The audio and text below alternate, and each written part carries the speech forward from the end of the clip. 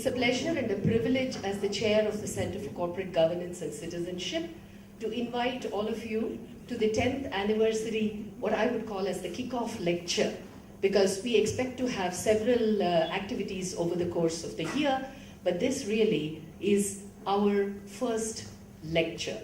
We have with us an eminent personality today to give us the lecture, and that is Judge Dr. Mervyn King. It gives me great pleasure to be back here after 10 years, and it was a great honor for me to inaugurate this center. I will not forget the discussion between Professor Bala and myself in regard to the name of the center. The most important part of the name, in fact, is the smallest word there, the conjunctive and, because it involves citizenship, corporate citizenship. When you say corporate governance and citizenship, the citizenship sort of gets lost. But it's corporate governance and citizenship. So the center is involved in corporate citizenship. And that name was decided because by 2002, in my corporate governance journey, which started back many years, I'm a corporate lawyer by profession. I went on the bench and resigned as a judge for many reasons. You can imagine in South Africa some of those reasons. But once a judge, always a judge, and you do not go back into practice. That's the system adopted in South Africa and the rest of the Commonwealth countries following the English system. And many of my clients asked me to become a non-executive director of their companies, and which I did, and I then became chief executive, and I chaired companies in Europe. I sat on boards in America and in Southern Africa. So I saw governance both from an academic and a practical side. I've been on both sides of the coin. During the very sad days of apartheid, and after I'd resigned as a judge, I chaired an organization called Operation Hunger, in which we fed 2.5 million children every day for 17 years. And Mr. Mandela's one daughter worked for me. So while he was in jail, he and I indirectly kept into communication. I knew him before he went into jail. And when he came out of jail, he invited me and some others for lunch. But in 1992, I was chairman of two very large organizations.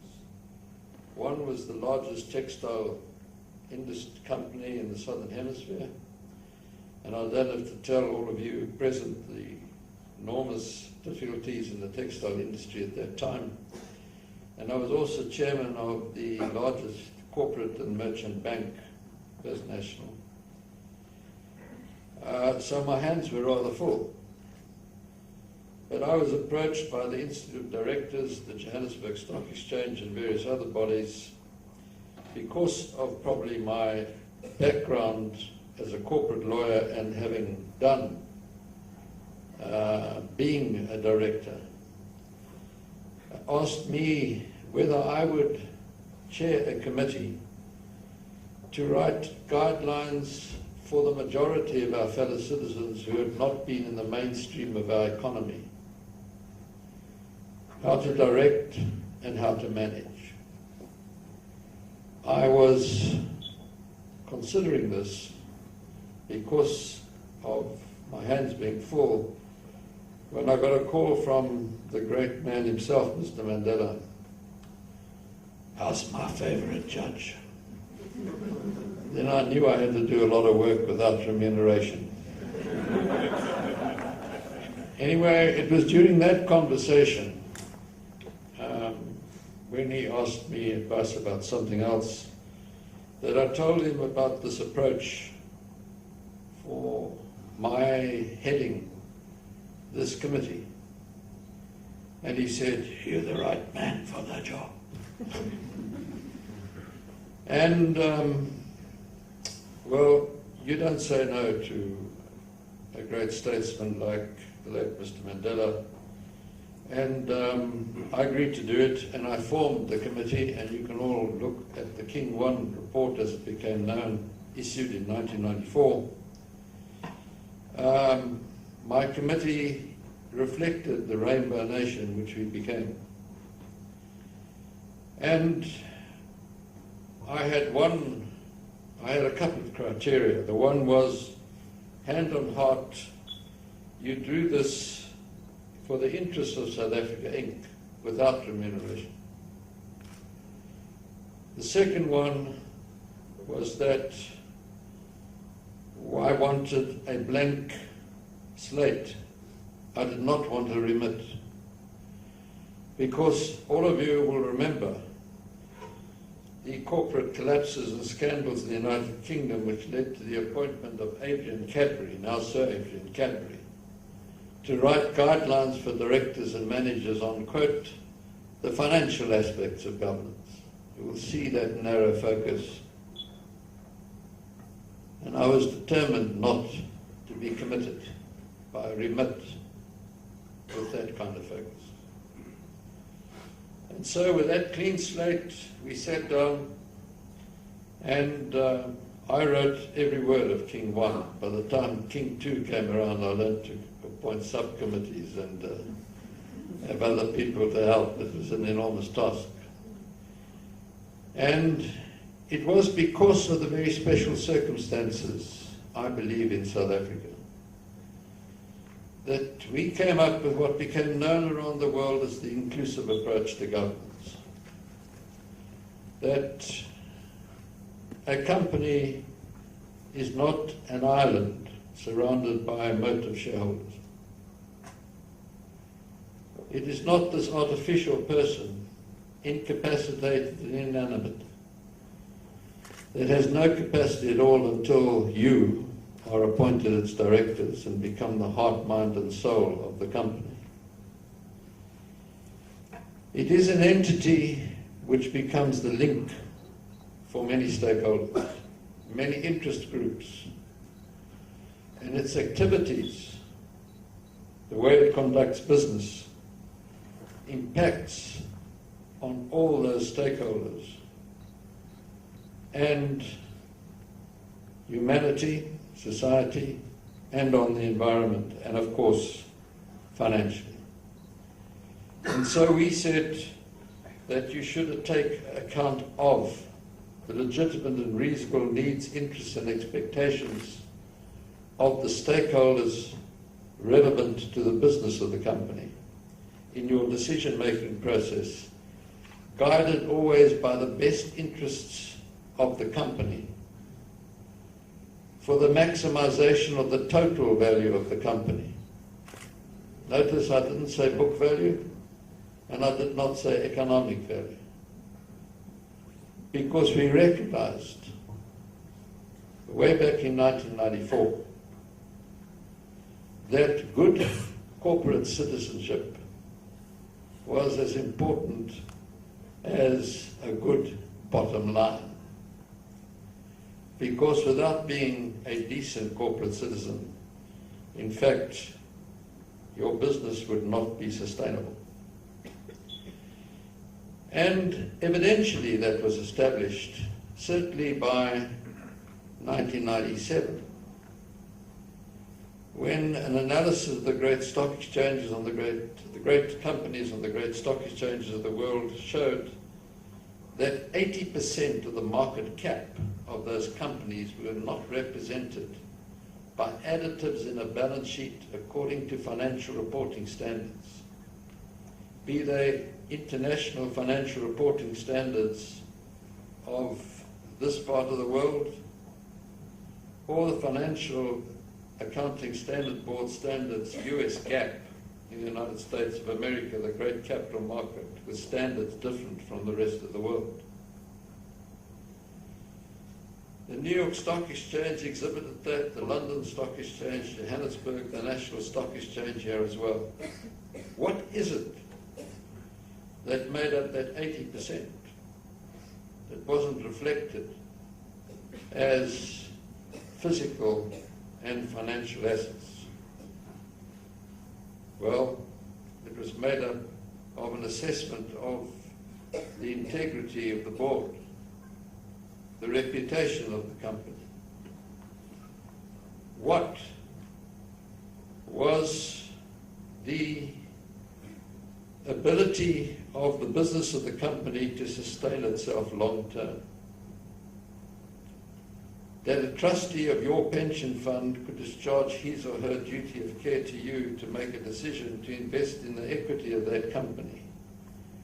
That the probability was it would sustain value creation in the longer term. The way we report will determine the way we behave. I think we can forgive our directors of the 19th century when the concept of limited liability really took hold. When they looked around the world, they saw a world of almost infinite natural assets, limitless. We know today that natural assets are finite and diminishing. We also know that the earth does not have an infinite capacity to absorb waste. So those directors of the 19th century into the 20th century, certainly till the middle of the 20th century, maybe we can forgive them even. But certainly those directors of the 19th century and the turn into the 20th century could not, as a matter of reasonableness, foreseen the population explosion of the 20th century because of the advance of medical science and the demand for product and for services and the corporate sin of greed, I'm afraid, took over and produce at any cost. Never mind the impact on society or the environment.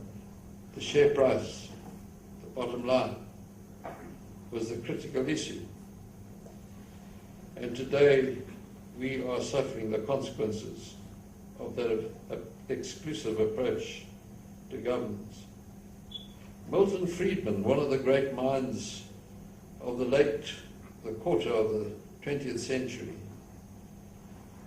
said that the corporation has nothing to do with social responsibility. Its sole purpose is to make profit without deception or fraud. I might be doing that great laureate an injustice, but I believe tacitly what he was saying is that the company is apart from society and not a part of society.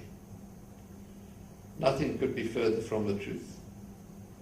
It is as much a citizen of India as you who are born here in India. And evidence of that abounds. When there's a corporate failure, it impacts on thousands of people. Financial reporting is critical, but alone it is not sufficient. Sustainability reporting is critical, but alone is not sufficient. If you have a financial report in a silo and you have a global reporting initiative report in a silo, alone they are not sufficient. Not only that, you have a report in international financial reporting standard language, and you have a report in sustainability reporting language which a majority of the average reader does not understand. To be accountable, we have to be understandable. We direct our companies in a very changed world of the 21st century. Global financial crisis, climate change, population explosion, radical transparency with social media, ecological overshoot, where we continue to use the natural assets of planet Earth faster than nature's regenerating them. And in 30 to 50 years' time, maximum, we will have another 2 billion people on planet Earth, from 7 billion to 9 billion, demanding product, and yet a diminishing natural asset base. And if business persons believe they can carry on as usual in that context, welcome to the age of stupidity. That is why some of the great business leaders of today, 103 of the world's great iconic companies, became pilot programmers of the International Integrated Reporting Council. Let me tell you about that. That was formed towards the end of 2010 at St. James's Palace in London, with the convening power of Prince Charles. I went there in my then capacity as chairman of the Global Reporting Initiative. There was the chairman of the International Accounting Standards Board, the chairman of the International Auditing and Assurance Standards Board, the chairman of the Institute of Internal Auditors, the president of the World Bank, the president of the Financial Accounting Standards Board of America, the president of the International Federation of Accountants, and the chief executive of IFAC, the World Business Council for Sustainable Development, United Nations Environmental Programme, Secretary General. You will see disparate bodies. But I was privileged, as were others who were present, to witness corporate history, because we agreed at that meeting. And here was the Financial Accounting Standards Board and the International Accounting Standards Board, who for 14 years had been discussing the convergence of financial reporting standards and could not, and have still not agreed them, agreeing that the way we had reported for 80 years was no longer fit for purpose. We needed a form of reporting that tried to describe the 80% of value that we were not telling our stakeholders about. And so the International Integrated Reporting Council was formed, of which today I am the chairman. What is integrated thinking? It is an acceptance that a company uses resources. When we started, the directors of the 19th century, using the company as the medium through which to conduct business, human capital, intellectual capital used natural assets. Society purchased those products. And so financial and manufactured capital was created. And yet for 80 years we just reported on the financial and manufactured capital. We forgot about all the other capital and resources. Integrated thinking also acknowledges that there should be an ongoing relationship with the stakeholders linked to a company, learning about their legitimate and reasonable needs, interests and expectations, accepting the interdependence and interconnection between those relationships and the resources used by the company. That the company has these activities and also has an output, which is its product, but the product itself has an impact. The Coca-Cola company, that great company, realized some years ago that water was the scarcest commodity on planet Earth. Without water, they couldn't make Coca-Cola. And so started their long-term strategic plan of reduce, reuse, replenish, and recycle water. And because of civil society alleging that the Coca-Cola company, McDonald's and others, were the cause of the obesity of children in America. The Coca-Cola company had to think again strategically. And so many of you would have noticed from the 12th of May 2013 a change in the marketing, that they will not advertise to children under the age of 12. They will have exercise yards wherever they have bottling plants. They will have on their containers nutritional labeling, and they will try and make their product with a lower calorie count as possible. After the collapse of Tyco, WorldCom and Enron, the IISB and the FASB believed that they should improve the standard of financial reporting. And so complexity was added to complexity. And what was incomprehensible before became even more incomprehensible. And to the average user, it was absolutely incomprehensible. And yet, it is all of you who were providing the capital to the great companies of the world. Because a beneficial download shows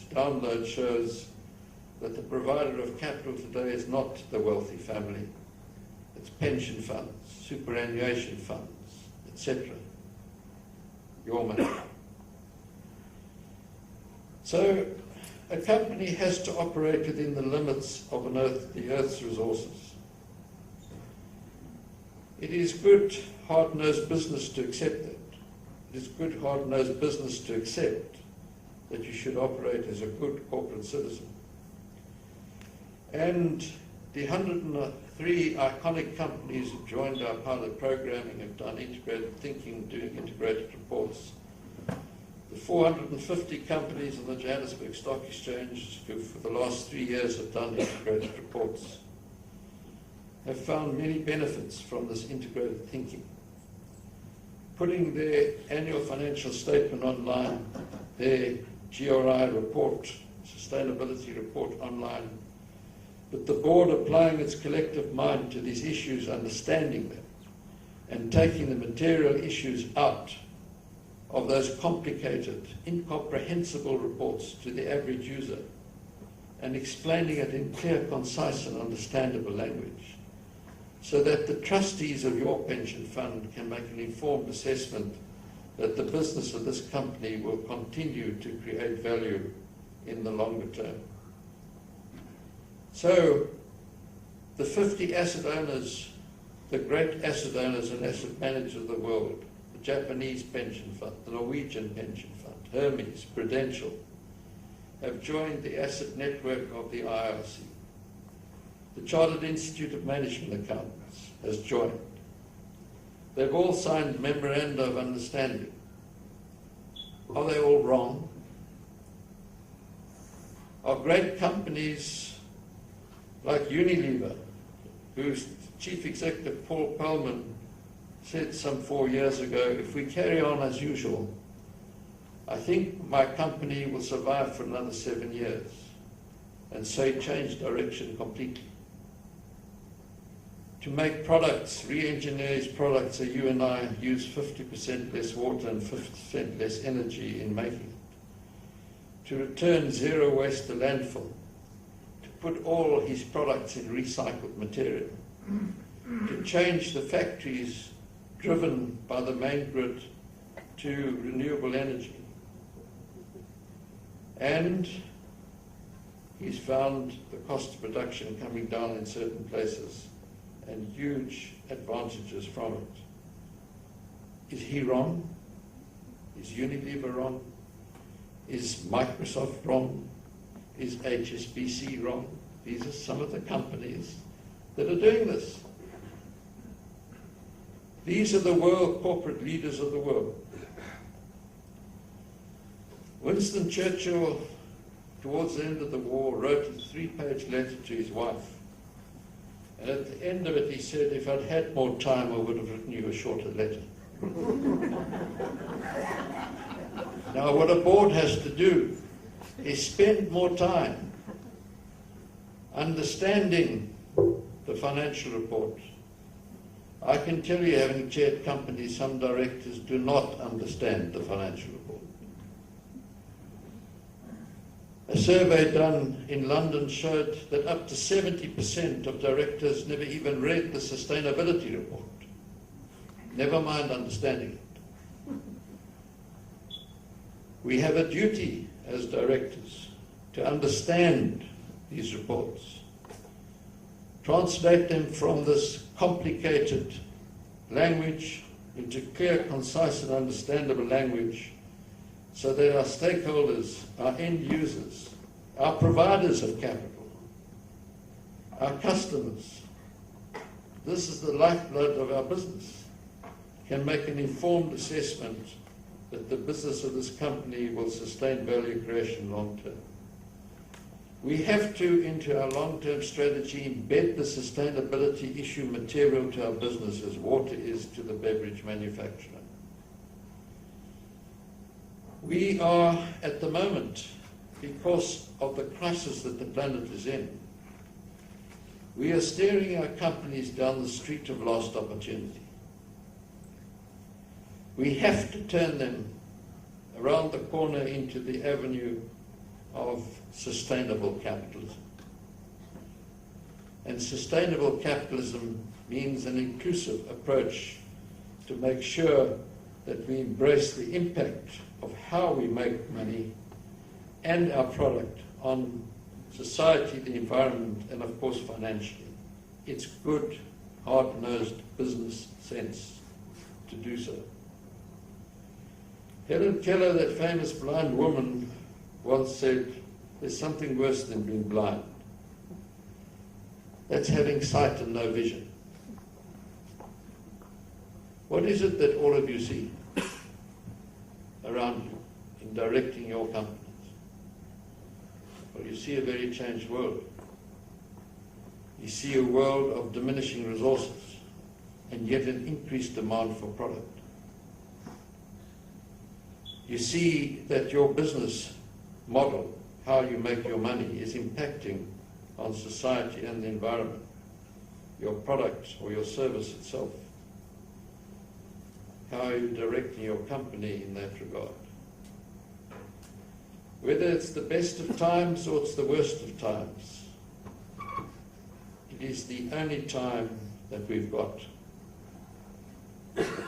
And it is at this time that we have to embrace these difficulties and these challenges and change our mindsets that we've had on this exclusive approach to governance and have an inclusive approach.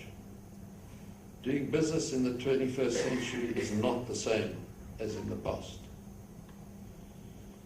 We must not let the next generation say of us, as it is said in prayer, that we left undone things that we should have done, and we did things we should not have done. Thank you very much for listening.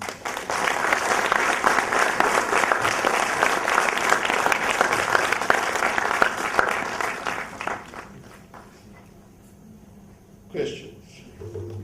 Virtually or really? No question? When you say inclusive, can you tell us a bit more about that? Well, an inclusive approach to governance is that you acknowledge the resources being used by your company, and most companies use financial assets, manufactured assets, human capital, natural assets, intellectual capital, social capital, the relationship with your stakeholders. So you should learn about what are the legitimate and reasonable needs, interests and expectations of your stakeholders. Look at the resources being used and those relationships with your stakeholders. Are you meeting those expectations? When management is informed about that, management can develop strategy on a more informed basis. Management can put a more informed strategy to the board.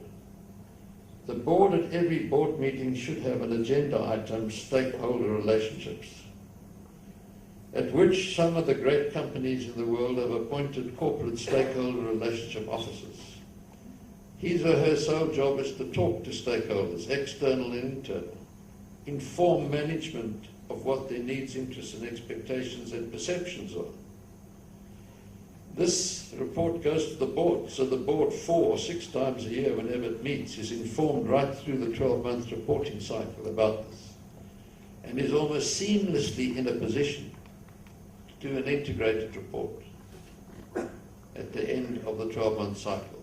This is an inclusive approach to governance, and it embraces the impact, how the company makes its money, that's the business model, on financially, society and the environment, incorporates all that into its strategic thinking, as I've tried to describe to you, Coca-Cola does, so that when we talk about corporate social investment, if you include all that in your strategic thinking, you're actually achieving a socially responsible outcome. So strategically, companies need to think on that basis, but you need that inclusive approach. The exclusive approach which we adopted and on which I was nurtured, to look only at the interests of the shareholder. When I was a student, I was taught about the interests of the general body of shareholders. Have you ever thought of that phrase? Have you ever tried to define the general body of shareholders? We know they're preferred shareholders, there are ordinary shareholders, they're deferred shareholders. Who's this general body? Is it someone you extract out of the total issued capital? And yet, that's how we were brought up. And we looked at only the interests of the shareholder. And this arose from the fact that in the 19th century into the 20th century, the capital was provided by wealthy families. And wealthy families had their members as directors. So stakeholders, especially employees, referred to them as the owners. Shareholders are not owners. The company is a person. You are a person. If I said to you, I own you, you would laugh at me. Slavery was abolished hundreds of years ago. The company is a person. It has its own identity. It has its own assets, its own liabilities. It's sovereign. Nobody owns it. The shareholders have a conglomeration of incorporeal rights. They have the right to appoint the board. They have the right to receive payment of a dividend, provided it's not out of capital, and provided the board has declared the dividend. They can remove the board if they don't like what the board is doing. So they have rights, but they don't own the company. The company sits there sovereign. And you need to direct that company, as I said, it's an incapacitated entity, inanimate, until you are appointed its director. You become the heart, mind and soul of the company.